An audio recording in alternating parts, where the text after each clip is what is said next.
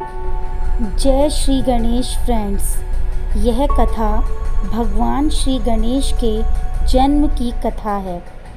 एक बार की बात है, माता पार्वती अकेले बैठे बैठे मन में विचार कर रही थीं और नहाने का सोचा।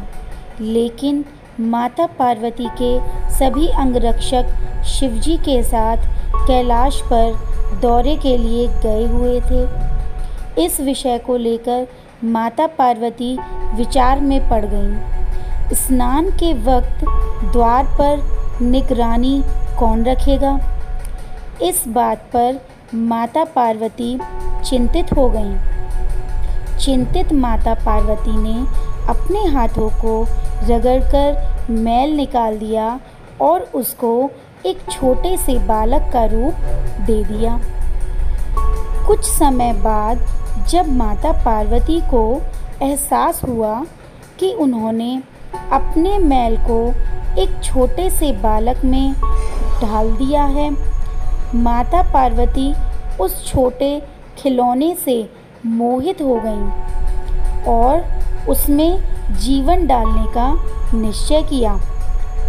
तब माता पार्वती ने अपनी दिव्य शक्ति से उस खिलौने को एक सुंदर जीवित बच्चे में बदल दिया। अब जैसे ही बच्चा चेतन हुआ, सबसे पहले बोला, माते कोटि कोटि प्रणाम। माता पार्वती ने उस बच्चे को आशीर्वाद दिया और दोनों ने खूब बातें की। कुछ समय बाद उस बच्चे को भूख लगी। माता पार्वती ने आंखें बंद की और मंत्र सिद्ध कर एक लड्डू उत्पन्न किया और बच्चे को दे दिया। अब माता पार्वती ने उस बालक से कहा कि उनको नहाना है और उनको द्वार पर निगरानी और ध्यान रहे, कोई भी अंदर नहीं आ पाए। माता पार्वती ने आंखें बंद की और एक दिव्य दंड को जागृत किया और उस बालक को दे दिया। अब वह बालक द्वार पर जाकर खड़ा हो गया और द्वार की सुरक्षा करने लगा। कुछ समय पश्चात भगवान शिव वहां आ पहुँचे और द्वार के अंदर प्रवेश करने लगे। बालक ने अनजान व्यक्ति को देखकर सामने खड़े हो गए और अंदर प्रवेश होने से मना कर दिया। शिवजी ने कहा, तुम मेरे सदन में मुझे ही नहीं जाने दे रहे हो। लगता है तुम मुझे जानते नहीं हो। तुम जिस द्वार के सामने खड़े हो वह मेरा ही निवास है और अंदर जो स्त्री है वह मेरी अर्धांगिनी है। तब वह बालक बोला, अच्छा, वह आपकी पत्नी है तो हम भी उनके पुत्र हैं। हम आपको किसी भी स्थिति में अंदर नहीं जाने देंगे। मैं वचनबद्ध हूँ। भगवान शिव को गुस्सा आ गया और त्रिशूल तानकर एक झटके में उस बच्चे के धड़ और शरीर को अलग कर दिया और द्वार के अंदर चले गए। माता पार्वती गहने धारण कर रही थी। शिवजी को अंदर देख माता पार्वती ने पूछा, स्वामी, आप अंदर कैसे आए? क्या आपको उस बच्चे ने रोका नहीं? फिर शिवजी ने कहा, उस बच्चे ने रोका, लेकिन वह अपने प्राण से गया।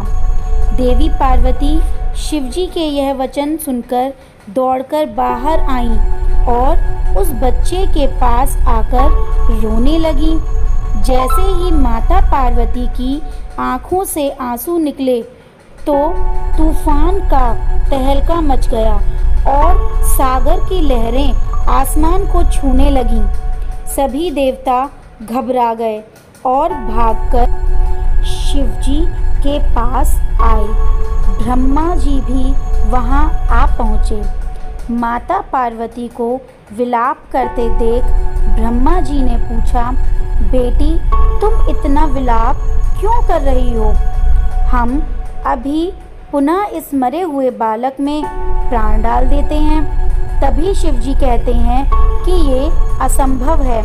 हमारे त्रिशूल से मारा जीव आज तक जिंदा नहीं हुआ है। ब्रह्मा जी ने शिवजी से कहा, हे शिव, माता पार्वती इस संसार की पालन करता है। अगर इनका मन व्यथित रहेगा तो धरती लोक में तहलका मच जाएगा, असुरों का प्रकोप बढ़ जाएगा।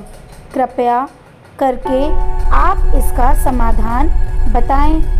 शिवजी ने अपने रक्षकों को बुलाया और कहा, उत्तर दिशा की तरफ जाओ। सबसे पहले जिसका सर मिले उसको लेकर आओ। रक्षक कुछ दूरी पर गए और वे एक हाथी के बच्चे के सिर को लेकर आ गए। सभी देवताओं के आशीर्वाद से वह बच्चा पुनः जीवित हो गया।